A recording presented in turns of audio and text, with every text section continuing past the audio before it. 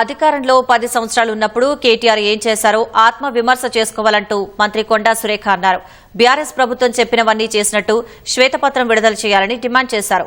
మెదక్ జిల్లా చేగుంటలో దుబ్బాక ఎమ్మెల్యే కొత్త ప్రభాకర్ రెడ్డితో కలిసి 91 కళ్యాణ లక్ష్మి చెక్కులను మంత్రి కొండా సురేఖ పంపిణీ చేశారు. ఈ నేపథ్యంలో చెక్కుల పంపిణీ వేదికపైకి కాంగ్రెస్ పార్టీ నియోజకవర్గ ఇన్ఛార్జ్ చెరుకు శ్రీనివాసరెడ్డి రావడంతో ఎమ్మెల్యే కొత్త ప్రభాకర్ రెడ్డి అభ్యంతరం వ్యక్తం చేశారు. చిల్లర రాజకీయాలు చేస్తే సహించేది లేదంటూ తీవ్ర వ్యాఖ్యలు చేశారు. దీంతో వివాదం నెలకొంది.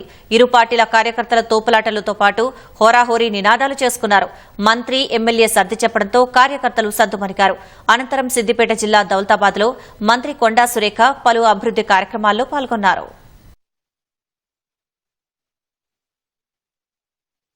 ప్రజల్లో ఒక అనుమానాలు రేకెత్తించి ప్రభుత్వం మీద దాడి చేసే ప్రయత్నం చేస్తా ఉన్నారు.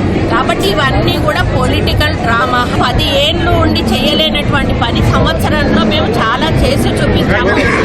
4 సంవత్సరాల అధికారం మాకున్నది. 4 సంవత్సరాల కాలంలో మేము ఇందులో ఇంకా చెప్పని కూడా చేస్తా ఉన్నాము.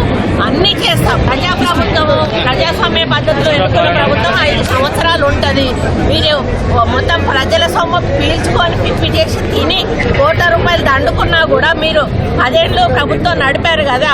మళ్ళీ ఎలక్షన్లు వస్తేనే మీరు పడిపోయారు కదా. మరి మేమెందుకు పడిపోతాం మధ్యలో?